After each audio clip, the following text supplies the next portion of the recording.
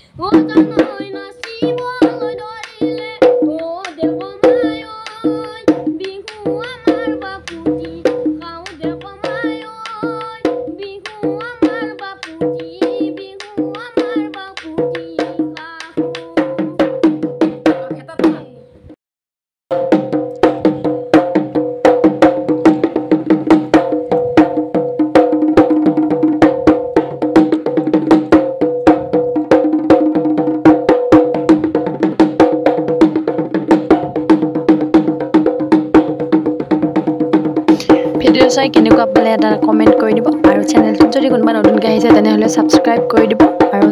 like comment